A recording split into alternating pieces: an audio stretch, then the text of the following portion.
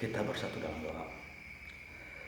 Kasih karunia dari Tuhan Yesus Kristus, kasih Allah Bapa dan persekutuan Roh Kudus menyertai saudara-saudara sekalian. Amin. Terimalah salam kami, Shalom. Saudara-saudara kekasih dalam nama Tuhan Yesus Kristus, saat ini kita masuk pada puncak Paskah. Mengapa? Prapaskah, Minggu Palmarum, Trisuci Gereja, Rabu Abu, Kamis Putih, Jumat Agung, Yesus mati. Pada hari yang ketiga, hari Minggu, Yesus bangkit. Saya sering mengatakan puncak Paskah. Selamat Paskah. Saudara-saudara kekasih dalam nama Tuhan Yesus Kristus, Paskah Kristen tipologi dari Paskah Yahudi. Kalau di Yahudi, darah anak domba yang dioles di pintu dan di ambangnya, tetapi bagi orang Kristen, darah Yesus yang teroles di kayu salib. Ada korban. Ingat pada waktu itu persisnya tanggal 14 bulan Nisan tahun 33 atau 3 April tahun 33, hari Jumat, Yesus mati di atas kayu salib. Nah, mungkin kita bertanya, siapa pemimpin saat itu?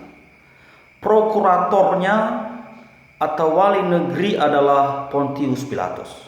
Prokurator, dia memegang eksekutif, dia memegang yudikatif, dan sekaligus pertahanan dan keamanan.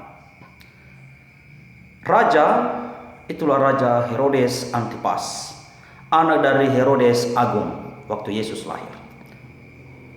Kemudian Imperium Romanum, Kekaisaran Romawi. Ada konspirasi besar antara ahli Taurat, orang-orang Farisi, Sanhedrin, Raja Herodes, dan Pontius Pilatus. Yesus adalah termasuk tokoh bagi orang Israel, sehingga mereka mengeluh-elukan Yesus saat Yesus memasuki Yerusalem. Ingat, Yesus memasuki Yerusalem 1 minggu sebelum hari Sabat atau Jumat Agung itu, karena biasa di agama Yahudi mereka kembali ke Yerusalem, orang-orang perantauan, untuk merayakan Paskah Yahudi.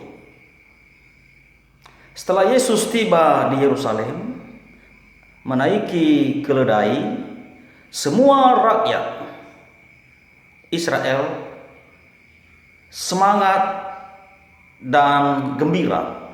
Yesus itu Mesias yang akan memimpin mereka melawan Kekaisaran Romawi. Ternyata beberapa hari itu Yesus tidak memberikan kepada mereka pembelajaran bagaimana untuk perang, bagaimana menciptakan, membuat senjata. Sama seperti sekarang, ada senjata kimia, ada senjata biologis, ada senjata nuklir, dan seterusnya. Mereka kecewa. Maka setelah itu rakyat dihasut agar Yesus itu dibunuh karena telah dianggap menipu mereka. Maka pada saat itu Pontius Pilatus bertanya, mana yang kalian pilih?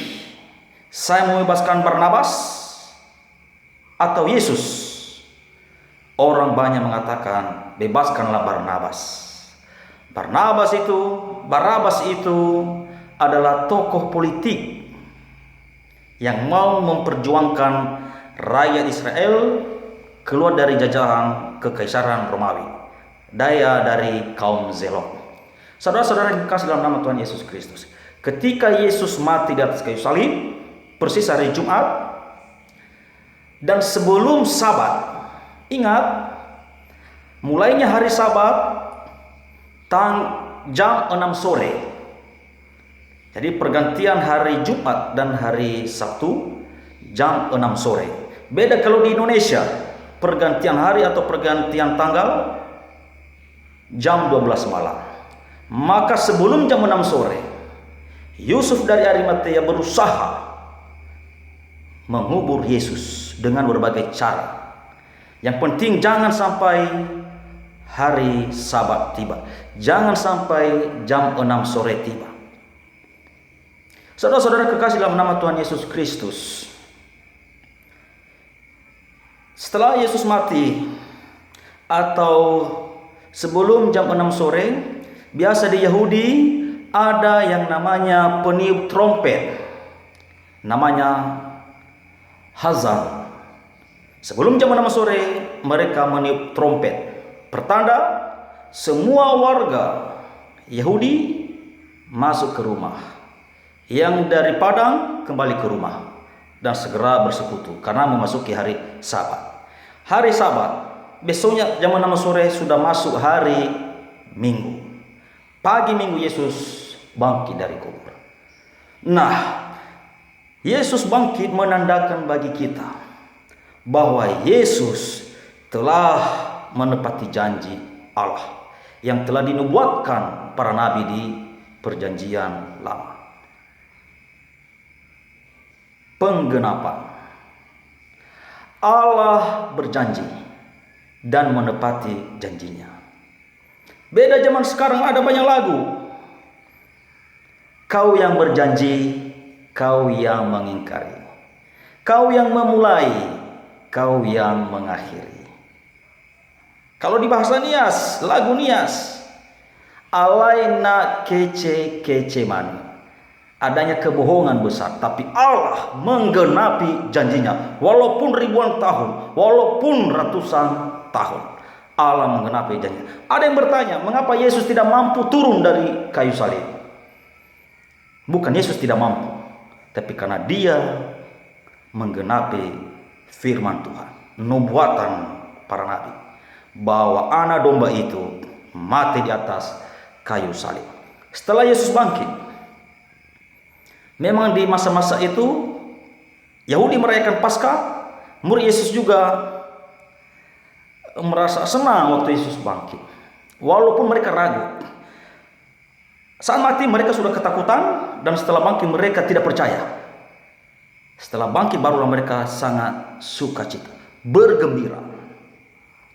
Setelah itu mereka menanti-nanti di rumah dan menunggu hari Pentakosta, pasca Paskah. Setelah mereka menerima Roh Kudus, mereka bersaksi tanpa gentar.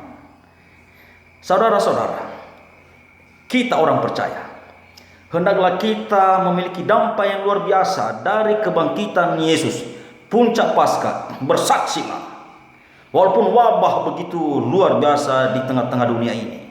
Jangan takut dengan virus corona, jangan takut dengan ancaman apapun. Namun kita tetap berhikmat, sehingga melalui kita orang-orang percaya, nama Tuhan ditinggikan dan dipermuliakan. Yesus, saudara-saudara, adalah anak domba Allah, Mesias, Raja, Juru Selamat. Anda tidak akan sia-sia beriman kepada Yesus, karena ujungnya, endingnya, kita masuk surga bersama-sama dengan Yesus. Selamat Paskah, kita bersatu dalam doa. Terima kasih Tuhan, waktu yang Kau berikan kepada kami sehingga kami dapat mendengarkan firman.